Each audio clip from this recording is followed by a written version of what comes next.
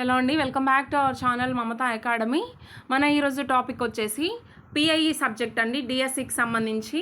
ఓకేనా, ఎవరైతే టెట్లో మంచి స్కోర్ ఉండి డిఎస్సికి ప్రిపేర్ అవుతున్నారో, లేదంటే నిన్న మొన్న టెట్ ఎగ్జామ్ రాసి ఆల్రెడీ డిఎస్సి ప్రిపరేషన్ స్టార్ట్ చేశారో వారి కోసం యూస్ఫుల్ అవుతుంది ఈ వీడియో. ఓకేనా, ఫస్ట్ వచ్చేసి మనం వేద విద్య గురించి చూద్దాం. ఈ వేద విద్యా విధానాన్నే హిందూ విద్యా విధానం అని కూడా అంటారు. ఓకేనా, హిందూ విద్యా విధానం అని దేన్ని అంటారని మనం క్వశ్చన్ అడగొచ్చు. అదే వేద విద్యా విధానం అనమాట. అసలు వేదం అంటే అర్థం ఏంటంటే వేదం అనగా విద్ అనే సంస్కృత ధాతువు నుంచి వచ్చింది. ఓకేనా, వేదం అనేది విద్ అనే సంస్కృత ధాతువు నుంచి రావడం జరిగింది.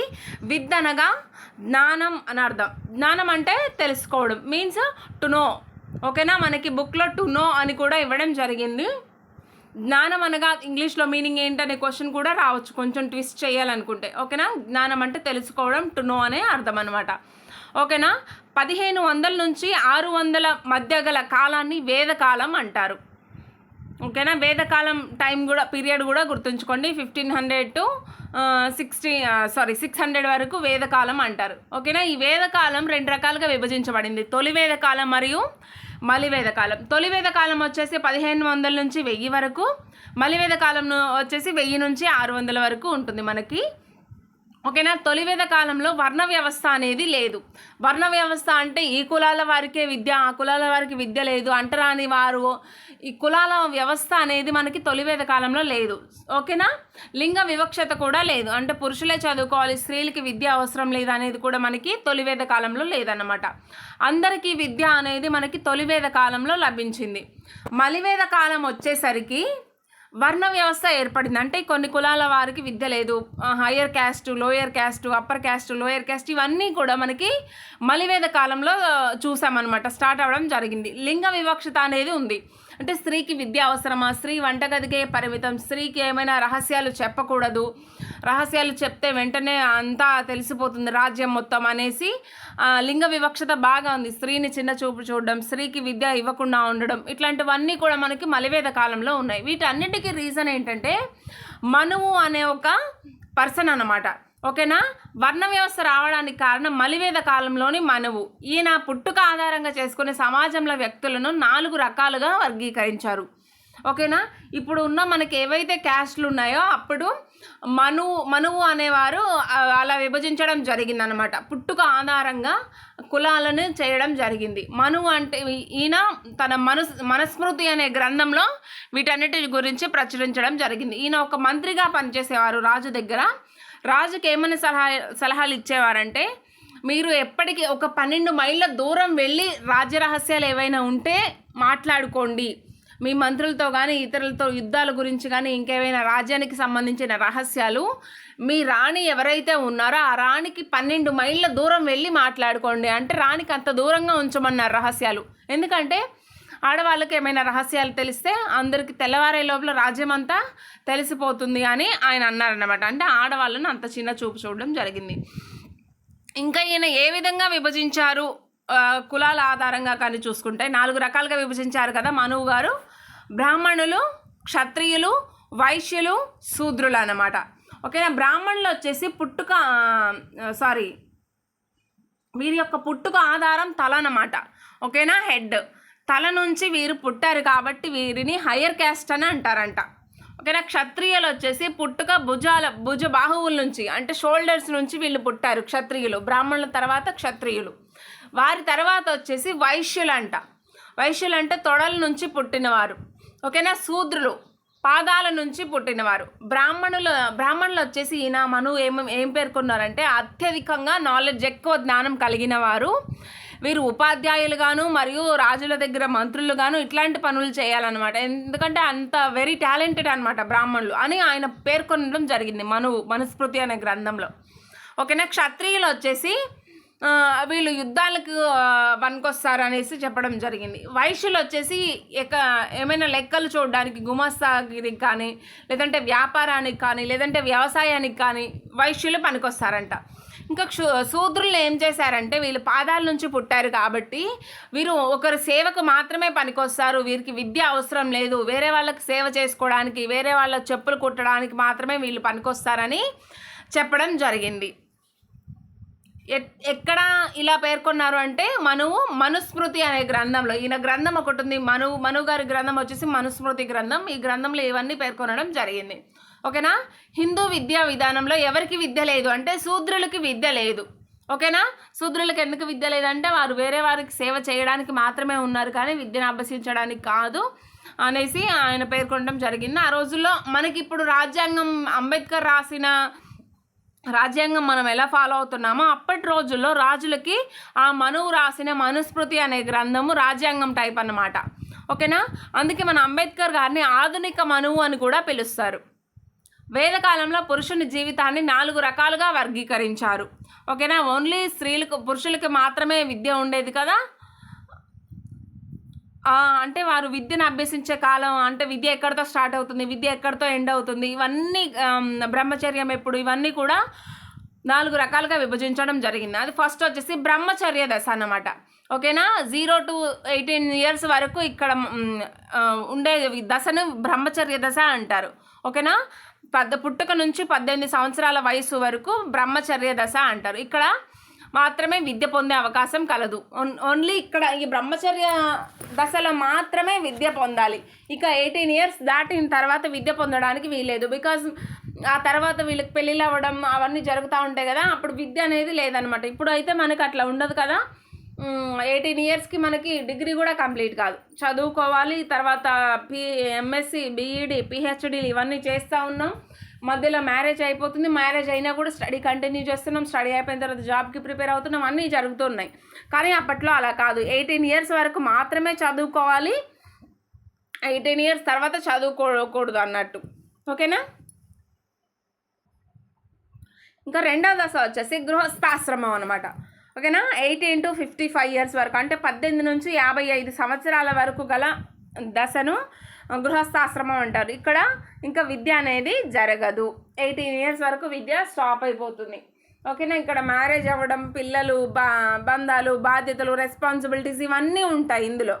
ఓకేనా. తర్వాత వానప్రస్థానం 60 to 70 years వరకు ఉన్న దశను వానప్రస్థానం అంటారు.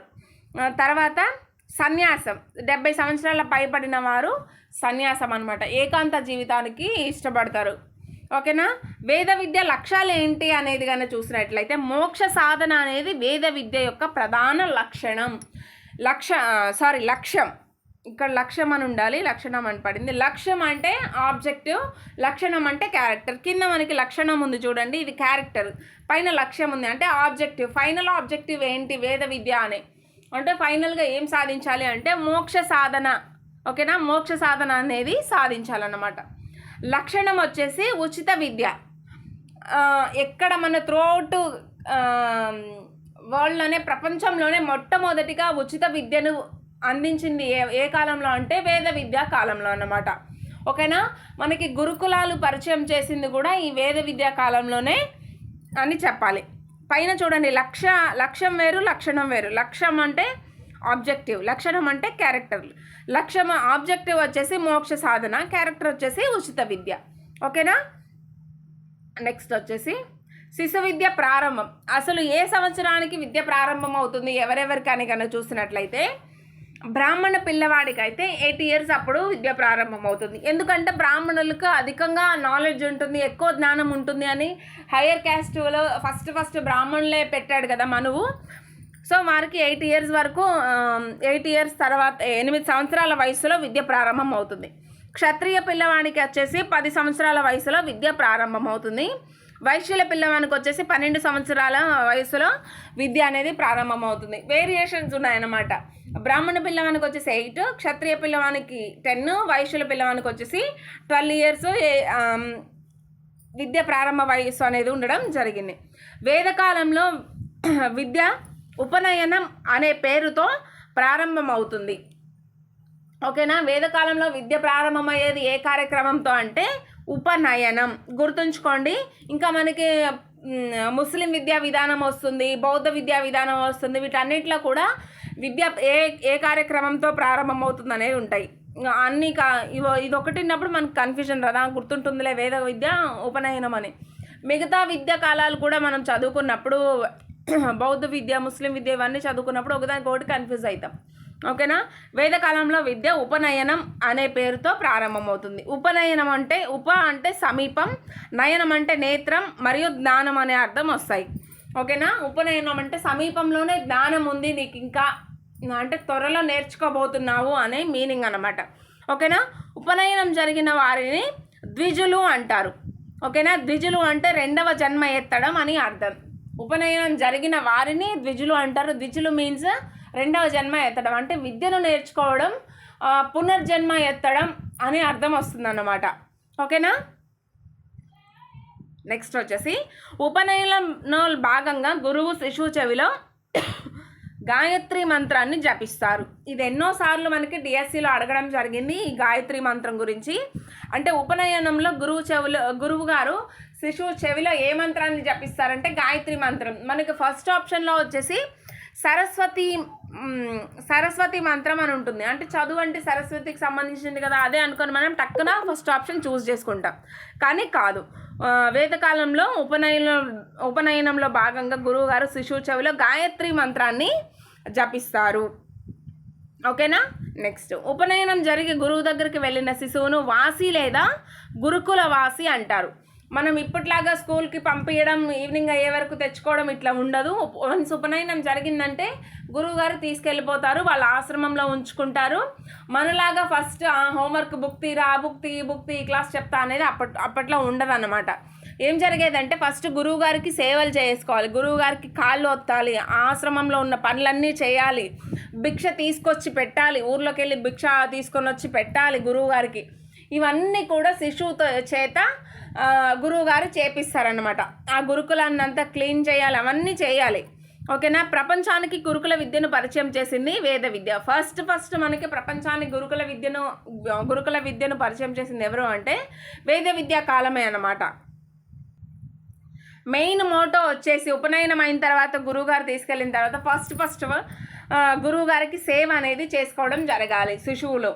ఓకేనా. శిశు విద్య ముగింపు ఎప్పుడు జరుగుతుంది అంటే 18 సంవత్సరాల వయసులో సమవర్తన కార్యక్రమంతో ముగుస్తుంది. ఓకేనా. విద్య మనకు ఎప్పుడు స్టార్ట్ అవుతుంది అంటే బ్రాహ్మణులకు అయితేనేమో 8 ఇయర్స్కి, క్షత్రియులకు అయితేనేమో 10 ఇయర్స్కి, అదే వైశ్యులకు అయితేనేమో 12 ఇయర్స్కి స్టార్ట్ అవుతుంది. ఓకేనా. ముగింపు ఎప్పుడు జరుగుతుందంటే ముగ్గురికి కూడా 18 సంవత్సరాల వయసులోనే ముగింపు జరుగుతుంది. ఓకేనా. అప్పుడు మనకి బ్రాహ్మణ పిల్లవాడు వచ్చేసి 10 సంవత్సరాల విద్యను పొందుతాడు, క్షత్రియ పిల్లవాడు వచ్చేసి 8 సంవత్సరాల విద్యను పొందుతాడు, వైశ్యుల పిల్లవాడు వచ్చేసి 6 సంవత్సరాల విద్యను పొందుతారు. అంటే ఎందుకు ఈ గ్యాప్ ఉందంటే వాళ్ళకి స్టార్ట్ అయిన ఇయర్ వేరు, ఒకరికి 8, ఇంకొకరికి 10, ఇంకొకరికి 12. కానీ వాళ్ళ ఎండ్ చేసే ముగింపు దశ వచ్చేసరికి సేమ్ అందరికీ 18 ఇయర్స్ వచ్చినాక విద్య ముగింపు అవ్వాలి. సో అందుకే వీళ్ళు విద్యా విధానంలో తేడా ఉందన్నమాట.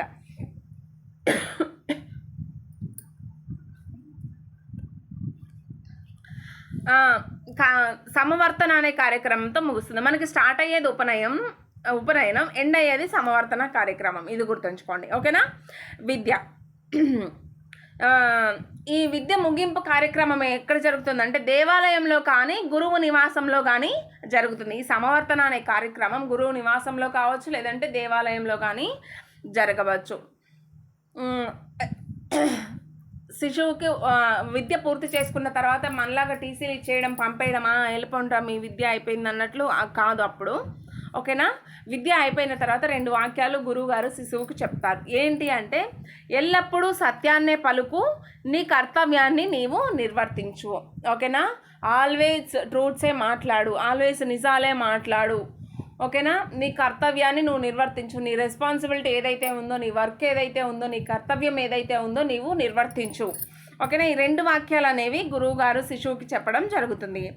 వేద విద్యా కాలంలో విద్యార్జన అంటే విద్యను అభ్యసించిన కాలం ఎంత ఉందంటే బ్రాహ్మణ పిల్లవానికి వచ్చేసి 10 సంవత్సరాలు, క్షత్రియ పిల్లవానికి 8 ఇయర్స్, వైశ్య పిల్లవానికి వచ్చేసి 6 ఇయర్స్ ఉందన్నమాట. ఓకేనా. ఎందుకు ఇట్లా అంటే వాళ్ళకి స్టార్ట్ అవ్వడం డిఫరెన్స్ ఉంది, ఎండ్ అవ్వడం కూడా డిఫరెన్స్ ఉంది. స్టార్టింగ్ 2 ఇయర్స్ డిఫరెన్స్ ఉంది కాబట్టి ఎండింగ్ కూడా వాళ్ళకి 2 ఇయర్స్. ఇప్పుడు 18 ఇయర్స్కి బ్రాహ్మణులు కాపితే 20 ఇయర్స్కి క్షత్రియులకు ఆపితే అట్లా అయితే మనకి సరిపోయింది, అందరికీ 10 సంవత్సరాల విద్యార్జన కాలం ఉండేది. కానీ అట్లా కాదు, చేర్చుకోవడం మాత్రం 2 ఇయర్స్ డిఫరెన్స్తో విద్య అనేది ప్రారంభమైంది. కానీ ఎండ్ వచ్చేసరికి అందరికీ కలిపి 18 ఇయర్స్కే ఎండ్ అవ్వడం జరిగిందన్నమాట. ఓకేనా. నెక్స్ట్, వేద విద్యా విధానం తపోవన విధానాన్ని అనుసరిస్తుంది. ఓకేనా. తపోవన అంటే గురువుని అనుసరిస్తూ విద్యను నేర్చుకోవడం. వివిధ క్రతువుల ద్వారా గురువుని అనుసరిస్తూ విద్య ఏదైతే నేర్చుకుంటున్నామో దాన్ని తపోవన విద్య అంటారు. అంటే వివిధ క్రతువులు అంటే యజ్ఞయాగాలు నిర్వహిస్తూ విద్యను నేర్చుకోవడమే తపోవన విద్య అంటారు. గుర్తుంచుకోండి, ఇంపార్టెంట్. నెక్స్ట్ వచ్చేసి వేదకాలంలో బోధన భాష వచ్చేసి సంస్కృతం అన్నమాట, సాంస్క్రిట్. ఓకేనా. బోధన పద్ధతి వచ్చేసి వాచిక పద్ధతి. అంటే ఇప్పుడు నేను క్లాస్ చెప్తున్నాను, మీరు వింటున్నారు. ఈ మన ఇద్దరిది వాచిక పద్ధతి అంటారు. నేను మాట్లాడుతున్నాను, మీరు వింటున్నారు. ఓకేనా. మనకి ఇక్కడ ఏమి ఎక్స్పెరిమెంట్స్ కానీ అవి ఏం లేవు కదా, జస్ట్ మాట్లాడుతున్నా వింటున్నారు అంతే. దీన్నే వాచిక పద్ధతి అంటారు. ఇందులో 3 ఉన్నాయి: శ్రవణం, మననం, నిధిధ్యాస. ఓకేనా. శ్రవణం అంటే వినడం, మననం అంటే మళ్ళీ విన్నదాన్ని రీకాల్ చేయడం, నిధిధ్యాస అంటే మనకి ఏదైతే ఎనోగ్రామ్లో న్యూరోగ్రామ్లో స్టోర్ అయి ఉందో మళ్ళీ దాన్ని కూడా గుర్తు తెచ్చుకోవడం. ఎంతైతే గుర్తుకొచ్చిందో దాన్ని మనం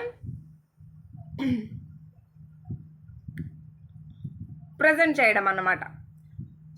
నెక్స్ట్ వచ్చేసి ఒకసారి మంత్రాలను విని గుర్తుంచుకునే వారిని శృతధరులు అంటారు. ఒక్కసారి మంత్రాలు విని గుర్తుంచుకుంటే వాళ్ళని శృతధరులు అంటారు. ఓకేనా.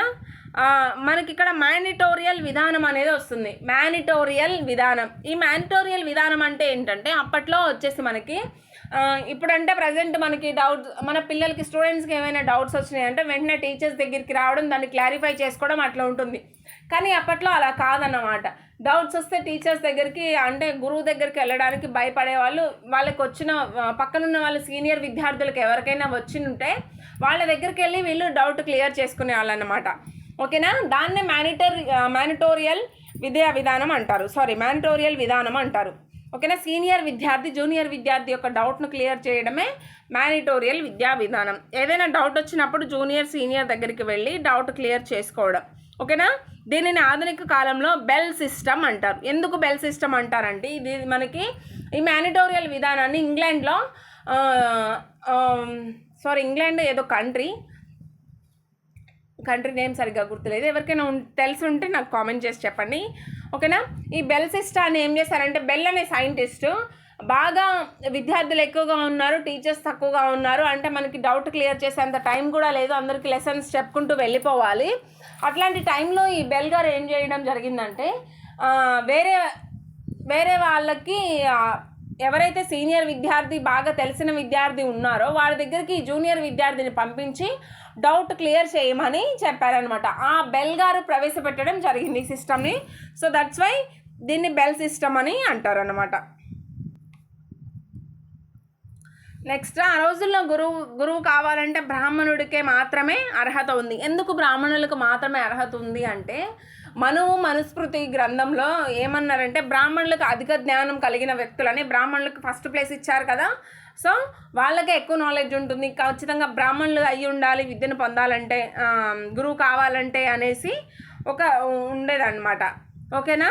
సన్యాసి అయి ఉండాలి, కంపల్సరీ సన్యాసి అయి ఉండాలి. అంటే పెళ్లి చేసుకోకుండా ఉన్న వాళ్ళే టీచర్ అవ్వడానికి, గురువు అవ్వడానికి అర్హులు అన్నమాట. గురువుని ఆ కాలంలో దృష్ట అని అనేవారు. దృష్ట అంటే సమస్త జ్ఞానం కలిగిన వ్యక్తి అని అర్థం. ఓకేనా. ఎంతో జ్ఞానం కలిగిన వ్యక్తి, పూర్తిగా జ్ఞానం కలిగిన వ్యక్తి అని అర్థం అన్నమాట దృష్ట అంటే. స్త్రీ విద్య తొలివేద కాలంలో ఉంది, మలివేద కాలంలో లేదు. ఫస్ట్ తొలివేద కాలంలో వర్ణ వ్యవస్థ లేదు, లింగ వివక్ష లేదు, అందరికీ విద్య అందుబాటులో ఉండడం జరిగింది. ఎక్కడ అంటే తొలివేద కాలంలో. మలివేద కాలంలో వచ్చేసి వర్ణ వ్యవస్థ ఉంది, లింగ వివక్షత ఉంది, అందరికీ విద్య లేదన్నమాట. బాగా చదువుకున్న స్త్రీని బ్రహ్మవాది అని పిలుస్తారు. ఓకేనా. మనకి తొలివేద కాలంలో విద్య ఉంది కదా, ఆ తొలివేద కాలంలో బాగా చదువుకున్న స్త్రీని బ్రహ్మవాది అని పిలిచేవారు.